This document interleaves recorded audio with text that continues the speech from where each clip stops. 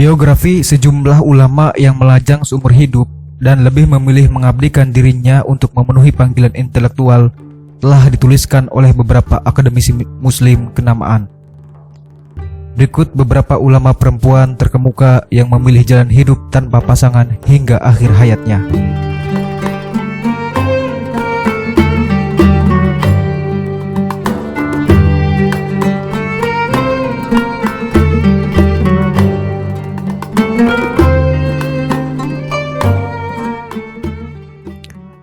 Rabi'ah al-Adawiyah al-Basriyah, seorang sufi dari golongan perempuan yang nama dan kisah hidupnya sangat terkenal di kalangan para sufi. Ia merupakan putri keempat Fariduddin al-Athar, seorang sufi dan sastrawan besar, penulis buku yang amat terkenal. Lahir di keluarga miskin, pada malam yang gelap gulita, bahkan harta untuk membeli minyak damar pun tak ada.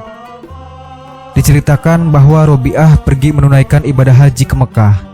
Ia tak hendak melihat Ka'bah, melainkan untuk melihat sang pemilik Ka'bah, Rabbul Ka'bah. Salah satu puisi Rabi'ah yang sangat tenar berbunyi, "Tuhanku, jika aku menyembahmu karena takut nerakamu, bakarlah aku dengan apinya. Atau karena menginginkan surgamu, tutuplah pintunya. Tetapi jika aku menyembahmu karena cintamu, maka jangan engkau halangi aku untuk memandang wajahmu."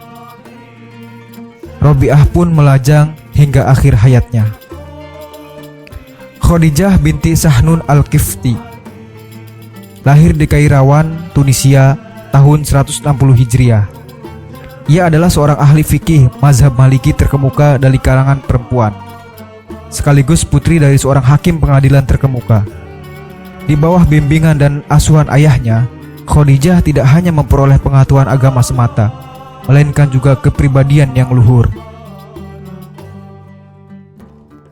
Al-Imam Qadhi Iyad dalam bukunya Tartibul Muluk wa Tartibul Masalik mengungkapkan bahwa Khadijah Sahnun adalah sosok ulama perempuan yang cerdas dengan perangai yang indah.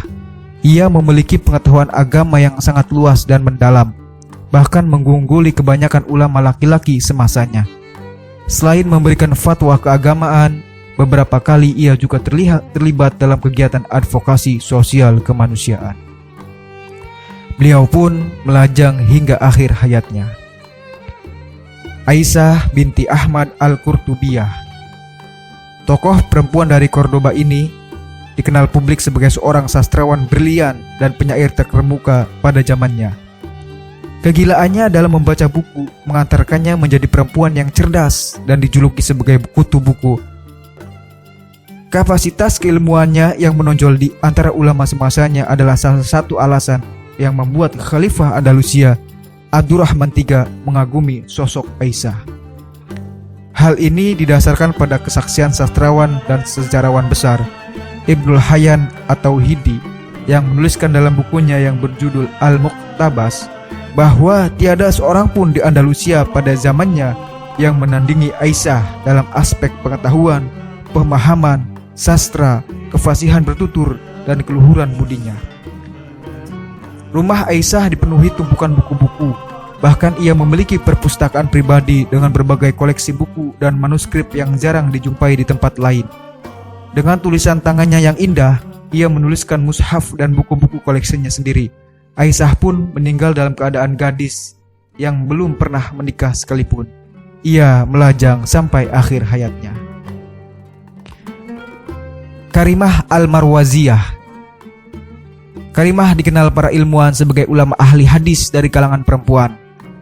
Ia merupakan satu-satunya ulama perempuan yang disebutkan biografinya oleh Abdul Fattah Abu Ghuddah dalam bukunya Al-Ulama Al-Uzab. Dalam bukunya tersebut, Abu Ghuddah menjuluki Karimah dengan Al-Alimah, perempuan alim, ahli ilmu, Al-Muhadithah, perempuan ahli hadis, Al-Fadilah, perempuan yang utama. Sedangkan Imam Az-Zahabi menambahkan julukan Al-Mujawir bi Haramillah, perempuan tetangga tanah suci. Sejumlah ulama tokoh terkemuka yang sempat memetik barokah ilmu darinya antara lain Imam Abu Bakar Ahmad Al-Khatib Al-Baghdadi, Abu Al-Muzaffar As-Sam'ani, dan Abu Al-Ghanaim Muhammad bin Ali bin Muhammad Al-Nursi. Khadijah binti Ahmad Ar-Raziyah.